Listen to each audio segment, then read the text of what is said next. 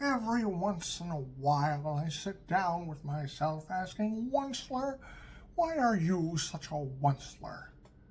And I cringe, I don't smile as I sit there on trial asking, aren't you ashamed, you old onceler? You ought to be locked in a hoosegow, you should. The things that you do are completely ungood.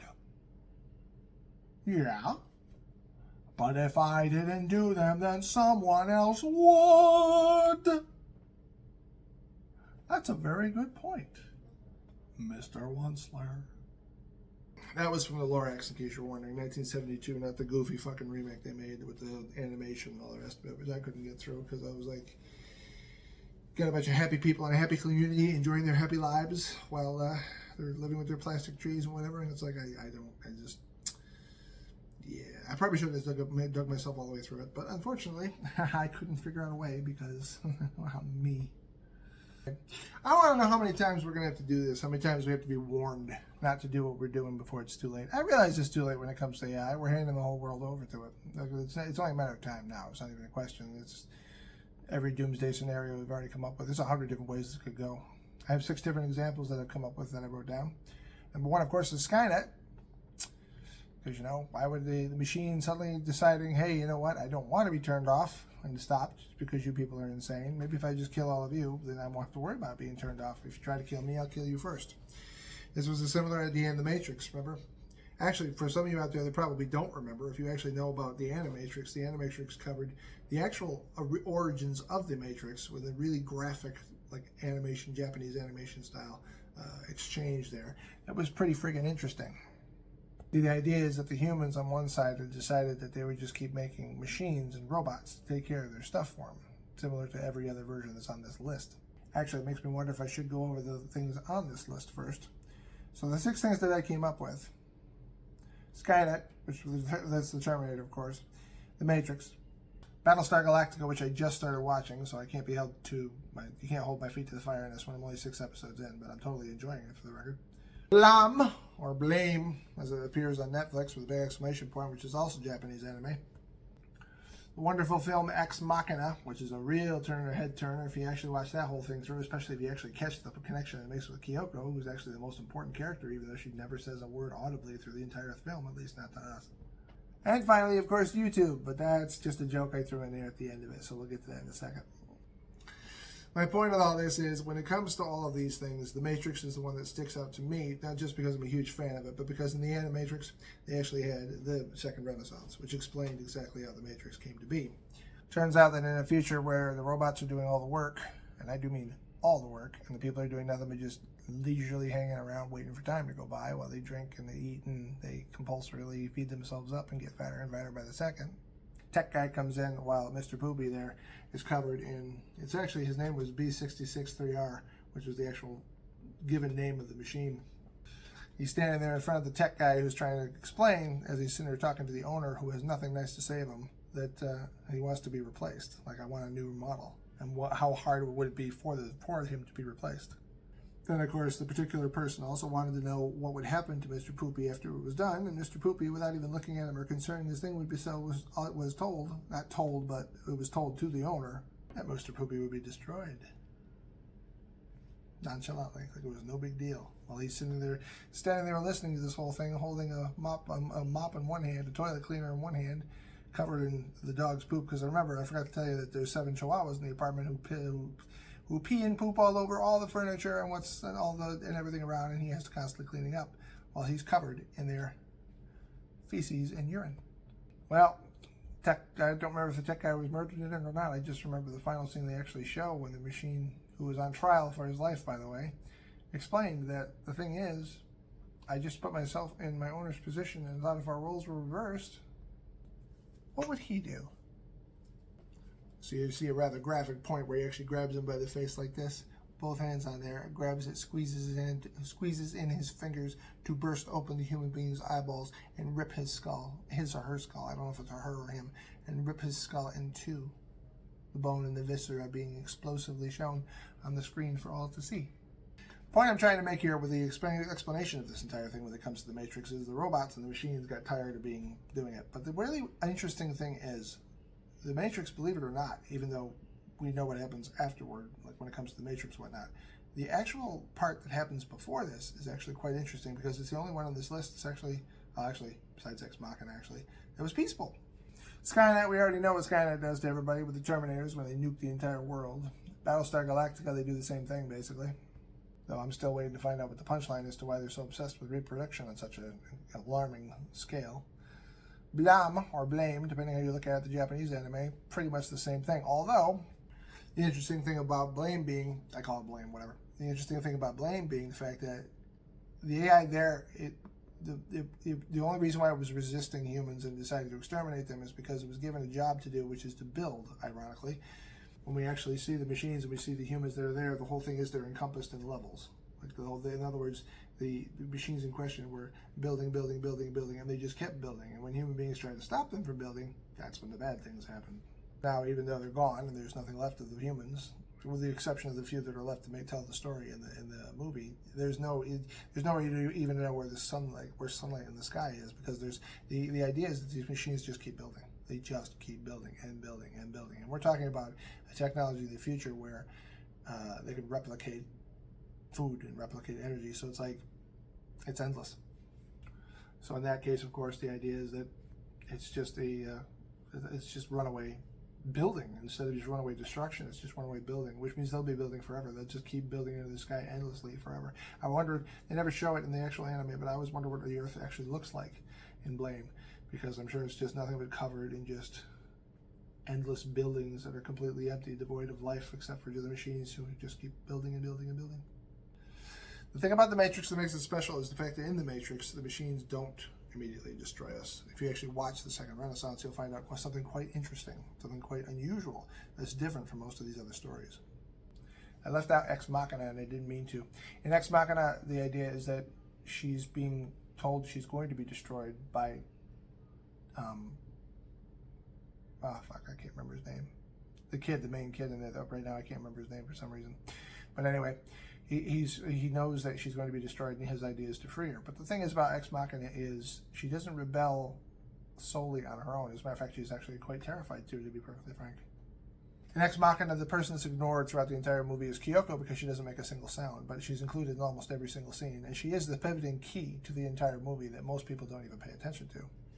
The idea is that in the beginning we're told that Kyoko doesn't speak a word of English, which is obviously not true when she actually talks to Ava at some point later on. We don't actually hear her talk, but like at one point when they come together in the hallway, once they've started her escape, her escape, you actually see mouth move and then Ava smile. This is directly after the fact that Ava was supposed to be waiting for Caleb. That's his name. Now I got it back. She was waiting for Caleb, and she was in human clothes with a human wig and everything.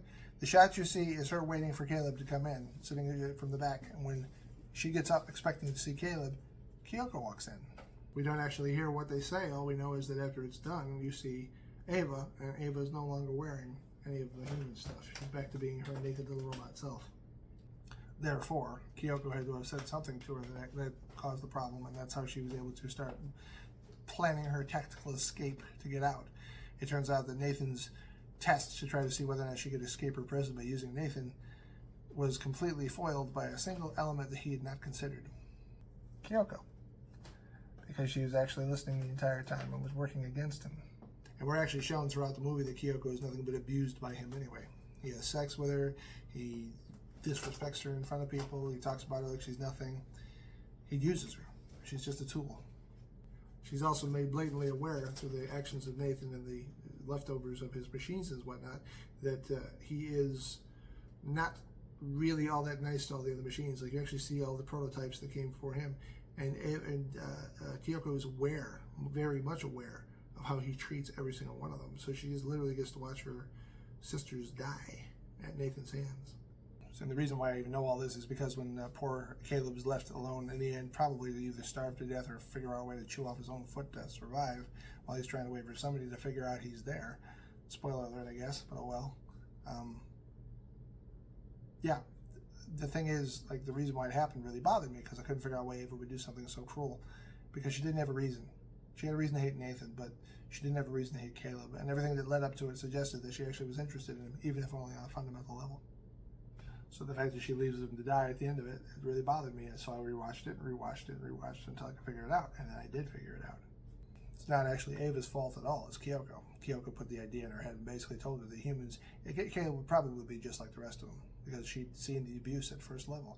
It's interesting because you actually get to see a machine react to being repeatedly raped and abused by a human being, and then have a natural human reaction to being abused all the time when they decide to retaliate. So all this is similar, but not the same as it is for, you know, the Terminator and Galactica and all that. Although Galactica also has its own thing, because like I said, although they did nuke everybody to begin with, they decimated the numbers of the humans, and probably would have just kept decimating them if they had the chance. So I'm not sure. But like I said, I haven't watched enough of that show to really get it down to perfect to understand why. The special thing about The Matrix that everybody overlooked is because the Animatrix, because the Matrix sequels weren't received very well. But it's a shame, because the second Renaissance is the only one that I've seen that really tries to do something different with the whole AI argument. In the beginning, the machines are, of course, they have shown B663R as he murdered his owner as a method of keeping control when it comes to the mass numbers of robots there are and the panic that will probably ensue. They execute him, of course. This brings out the ire of any human beings that are sympathetic to the cause, and of course the machines themselves, so much so that they even have at one point where they salute the Million Man March by calling it the Million Machine March as the humans protest. But like all human protesting, it doesn't seem to do much. All it does is let the government know they're unhappy. So for the remainder of that particular section, you just get to see the humans retaliate, take all the machines and destroy them as much as possible, because why not? It's like the machines are the problem, so we'll just ditch the problem and be done with it. This is specifically where the whole thing diverges into a much more interesting point, because instead of the machines retaliating immediately against the humans for their treatment, they run, they flee. And according to the story that's shown in The Matrix, they flee and end up in the cradle of civilization in Africa. Well, they call themselves 01. They actually have a nation for it. And when you actually see the animation, you get to see the Sentinels that would eventually become the massive murderous Sentinels. But all you see is a bunch of machines. They have very interesting designs of their machines and whatnot, but they have a civilization, and it's perfectly fine. And then, of course, they decide that the thing to do is to hit us where it hurts when it comes to human beings, our pocketbooks. One of the biggest fears that's been brought up in science fiction over and over again for years and years and years is the concept that a machine can create much faster when it comes to just reproduction and also just machinery and efficiency, much better than any human on levels that don't even matter because of how fast they can go, how much they can create, and how little they require when it comes to maintenance and slowing down. Therefore, in the movie itself, when they actually show the segment, the short, I should say, the animation, you actually see the fact that, yes, human beings are buying these cars and are now hover cars and whatnot because the technology of 01 is much more efficient and much more everything, just much more stable and much more good in every conceivable way than anything a human being can actually create.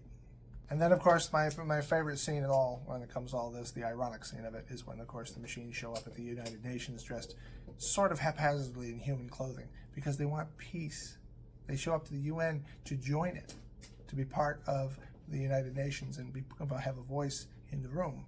And it's also even more funny when you get to see the disgust on the human beings' faces as they look away at these grotesqueries. Although, I don't think they look grotesque at all. It's just a matter of pride. How dare these machines that we created come back here and ask for peace of all things. They're apprehended, and the next thing you know, after the break, after we are told very ominously by the commentator throughout the narrator, I should say, throughout the entire thing, that we have become the instruments of our own demise. Because we can't get rid of 01 and we can't compete with them at any kind of a feasible level, and because we're human, we decide the best thing we can do is to nuke them and drop ungodly amounts of radiation and bombs on them as much as we possibly can from every nation.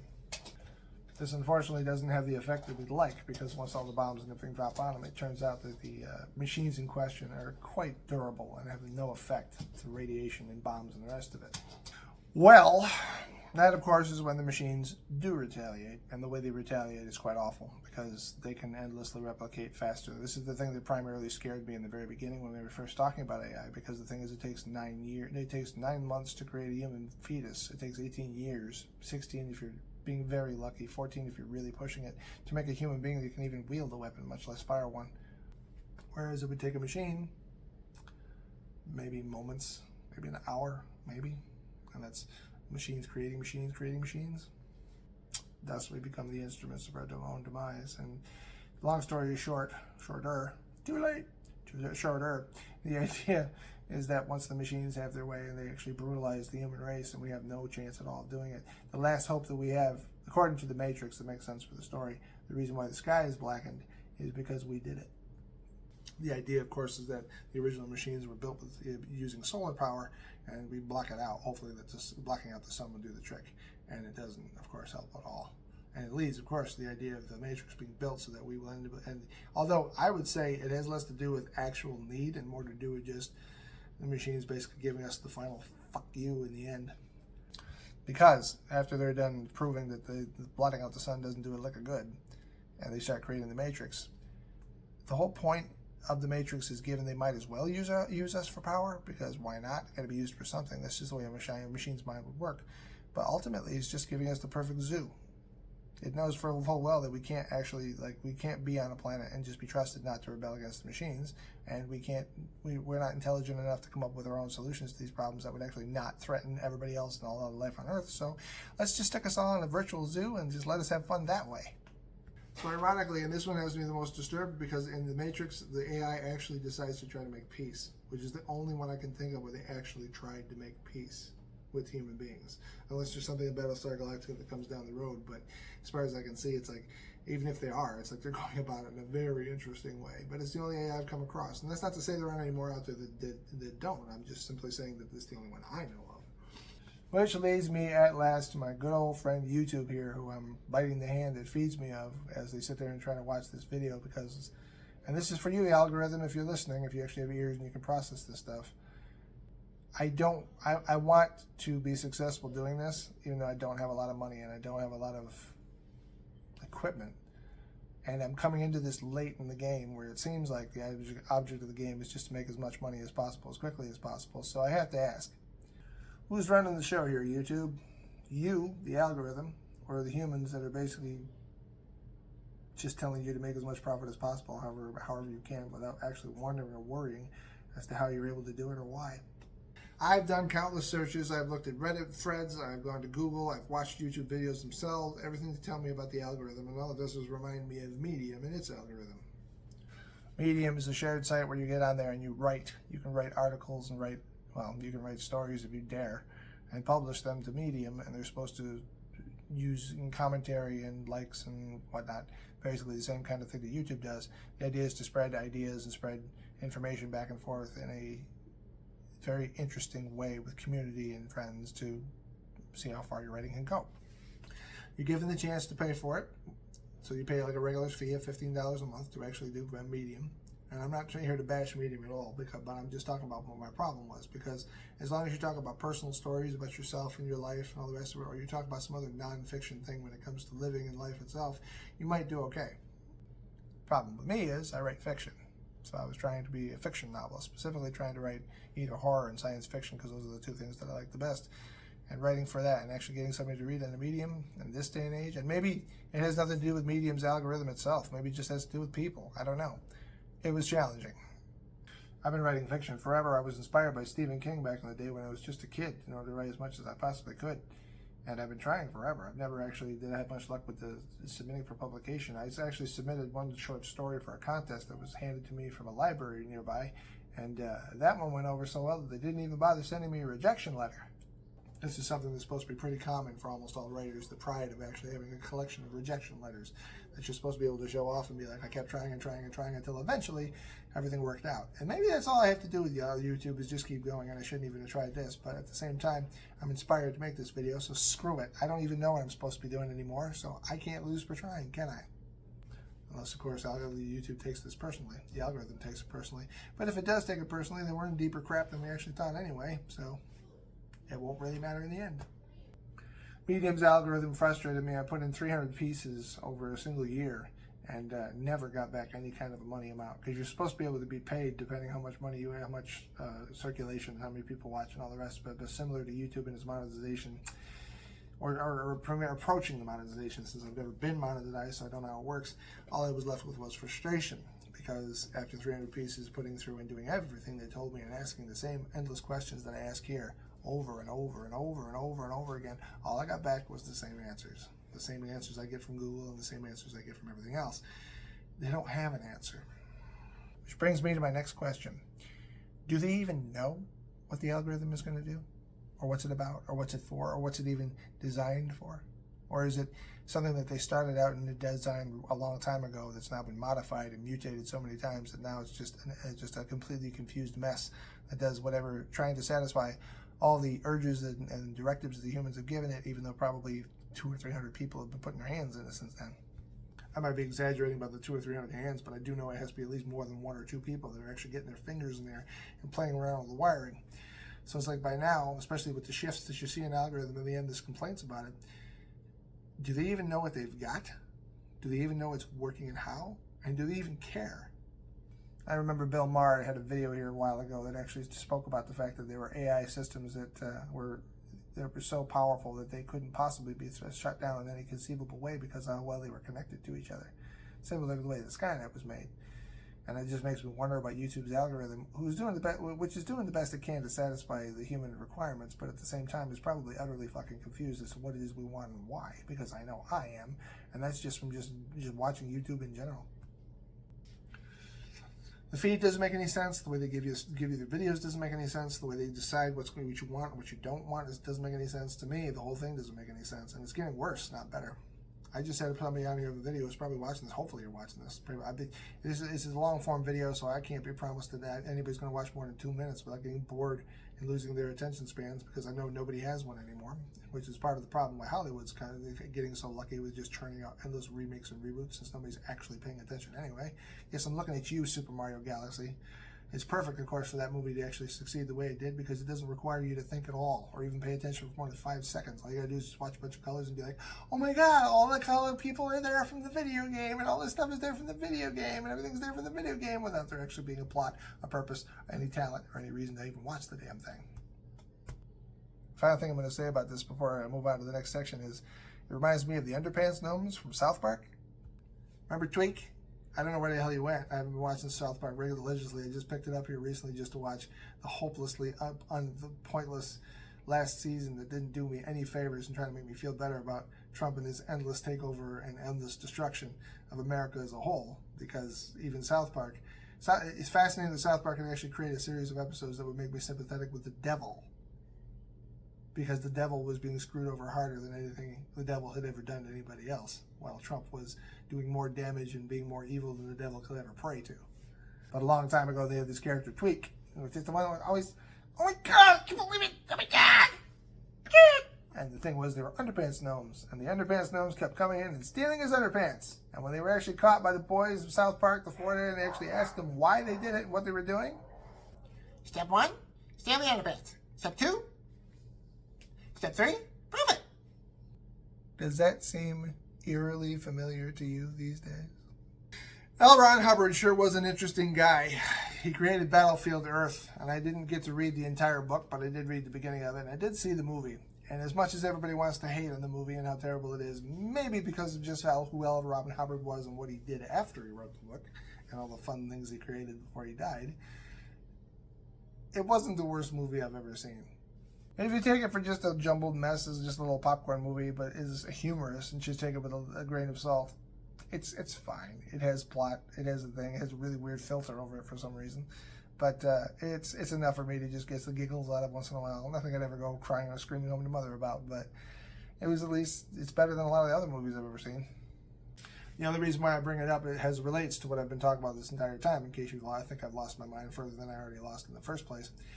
The thing that stuck to my head that actually made me think about it the other day was this idea of Turl, played by John Travolta, and Johnny, I don't remember his last name, played by that other guy. I don't remember his name either. It doesn't matter. Johnny is the human that's been captured by Turl. Turl is one of the aliens that's like, I don't know, 5 times the size or whatever. And I don't remember if it was in the movie or, I don't remember if it was shown in the movie. I just remember the point was made in the book, and that's what made me think of it. And it had to do with Johnny and eating rats. I want to say that it was Turl was trying to feed him their alien food and Johnny couldn't eat it, but I can't remember if that's actually the case or not. All I know is that Turl was sitting there trying to get him to eat, and he wouldn't eat. Whatever it was he was giving him, it wasn't working. Finally, at one point, Johnny, being starved out of his mind, because dying of starvation is not a fun thing, finally caught a rat. And when he caught the rat, he caught the rat and ate it, because that's all he could do to stay alive. Turl, seeing the fact that he actually finally ate the rat, thought to himself, hey, Since he likes eating rats, now I have something to feed him, and gave him lots and lots of rats after that, as many rats as he could eat, which Johnny, of course, found utterly disgusting, but it was better than starving to death. But somewhere along the line, we forgot all that, or didn't even think it was possible, and we gave up, and then we just keep eating the rats, and we keep lowering the standards a little bit every time, as we just keep being fed the things that we don't need, we don't want to eat. And then we're accepting less and less and less as we go, which costs more and more and more, ironically, with the help of Donald Trump.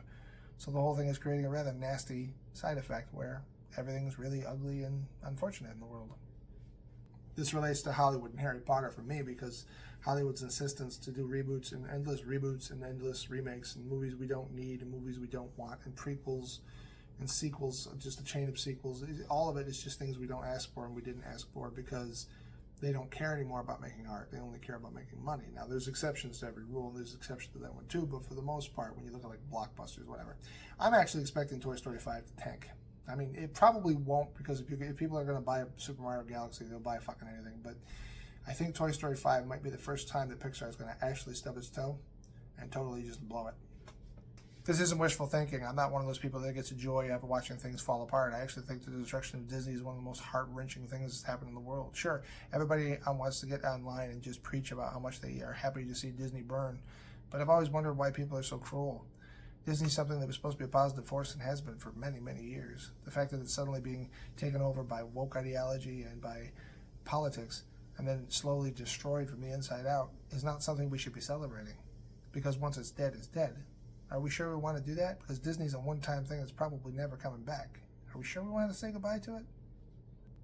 This is, of course, why everybody's concerned about the Harry Potter thing, because Harry Potter, the new Harry Potter with Black Snape and all the rest of it, is pretty much a huge slap to the face of anybody that actually cares about anything when it comes to the artistic creations in this world.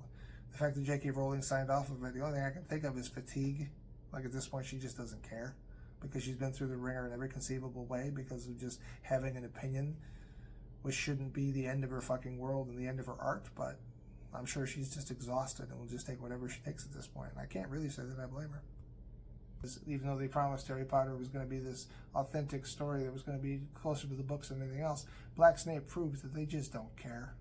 If I had to guess, I would say the reason they even put Black Snape in there is because that way it would give them the reason to be able to say, well, we had to change this. We had to change this, and we had to change this, and we had to change this, and that gives the people that, just like in Starfleet Academy, who decided to take Star Trek and the fundamentals of Star Trek and the fundamentals of every Star Trek show that's ever been made and throw it out the damn window, license to be able to do that, because now you can just make whatever you want without caring about whether or not it's actually worth a damn to actually watch.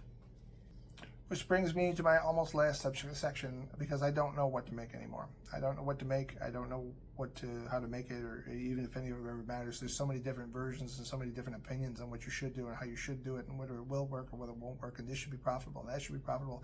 And all I do is just keep seeing what was a spike where I had 9,000 views in a day all the way down to less than 300. It's like, and the only thing the algorithm can't tell me anything. Ask Studio can't tell me anything. The Google tells me 6 different things at a time. The YouTube viewers will say one thing and versus another thing versus another. Nobody actually has an answer as to what would actually fix this and make things better for me. Does that mean I'm giving up? No. But that's why you're seeing this video and all the things that are inside of it, because I just don't know what to make anymore, and I was inspired to make this. So, is profit all that matters? Is money the only thing that they care about? Because that would explain everything. It would explain why the algorithms are desperately trying to catch up and give the human beings what they want, not even understanding why they want the profit so bad in the first place. If all you're trying to do is just make for the sake of making profit, that's why everything sucks, and that's why people like me are suffering. So it leads me to my final thing, my last stand, my last grip. This is me saying, you know what, screw it then. Let's just do a reading and see whether or not. The question is there any hope? Can things get better? Can anything turn around? What is the future of YouTube for guys like me and people like me that are creators out there? And the cards are going to have to do the answering for me in just a second. Is there any hope? We start with the 10 of Pentacles for wealth, because wealth is the problem. Too much money, too many people got too fat too quickly. Now they don't care about anybody else because they're making it ahead. Not a great start. Devil is the chains that we all feel because we're stuck in them, because we don't know what the hell we're supposed to do to make this any better. Judgment comes for a rebirth, suggesting that me just making this video might actually have an impact. Somebody out there actually feels exactly like I do, and this might actually make an impact. Three of Swords comes from me beating myself up. Maybe I was actually destined to do just fine in the first place, and I never should have made this video in the first place, but I'm pretty sure I'm wrong. Like, even if this doesn't have anything to do with my situation and tomorrow I blow up, this is not just for me. This is for me and for the human race. Death is natural change. Hopefully it's not coming to completely wipe me off this map, but it is natural change, so there's not much I can do about it. So maybe there is something big and significant that's going to happen that'll make a difference. The Hermit is the isolation that I feel, which is the strongest card in this reading, but also I'm paying attention to the light that's being cast down upon me, so maybe, just maybe, I actually did the right thing by making this video, and it'll actually make a difference to some of you people out there. And finally, when all is said and done, if the answer is there any hope, it looks like there is. The King of Cups is there. There's certainly hope, especially for people like me that are doing the right thing, which is just never giving up. And maybe, therefore, the whole thing about listening to Google, not listening to Google, doing all the rest, but whatever, is to just keep creating and not care about the details and numbers and the rest of it, which would be much easier for me to do if I could actually get a bunch of clients and actually start making some money doing the thing I love, instead of just constantly hoping and praying this is going to pay me something. Because the thing is, it's not about doing it for money, like I've already complained about before, but I do need to pay my bills, and I need to eat. And this makes it kind of hard to do that if I can't get any pennies back while I'm sitting there spending almost all my time trying to make people come and get readings from me and sessions from me, thinking that somehow I'm some sort of a spooky person that keeps doing this stuff out of thin air and scaring the hell out of everybody, because nobody can understand why I can do it. But whatever. The future for YouTube, the future for everybody. Two of Pentacles, a shift in materialism, a shift in finance. Turns out there's going to be a shift here in a minute, because you can't just keep doing this to people and hoping things will keep going. Ten of Wands is the burden that will be released, because there's going to be an adjustment made here in a minute. Probably change things. Temperance will bring peace, because we'll have peace of mind once me and a bunch of other people realize that they actually do care, and the algorithm actually has a problem and is going to be changed again, and this time it'll work. It'll open up a new road for us all. The Fool. Hopefully that's the case. The Eight of Wands comes for inspiration, which will be nice for everybody. We'll find out that there's actually a more sinister reason why this entire thing has been happening in the first place, and it'll have a lot more implications than just, yeah. Happiness will come when the people that stuck or have to answer for what they've done, which will be nice. And ultimately, when it's said and done, I'm not sure why it's the Queen of Swords here, but either which way, the Queen of Swords suggests that maybe things really are going to get better given enough time, and it's not all as hopeless as science fiction would lead us to believe. But either which way. Hopefully I did that in a way that's actually going to work when it comes to splitting the videos together, and if I screwed it up, well, I'll just have to come up with something else. But I thank you for watching my channel. I thank you for watching my videos. I thank you for making it this far, especially if you did make it this far, because I'm sure most of you didn't make it this far. The card suggests there's hope in the future. I don't know. But I still enjoy the fact that I made this video. I'm happy I made it. And I hope that it did something for you and gave you some sort of insight or something, because that's all it was intended to do. If you like it, please like it and subscribe to my channel. Please share this video, share all my videos. Anytime you watch my damn videos, share them around. We need to start sharing our videos around, apparently, because the algorithm's not going to do it for us for some reason. I don't understand. Even the most popular channels have been complaining about it lately, so we're going to have to start being more shareful. And shareful, is that a word? We just have to share around to everybody, because sharing is caring. Ooh, that's ugly, but either which way. Remember that your past does not determine your future. Thank you for watching the video. I already said that. Too bad. I'm going to say it again, and thanks for stopping by.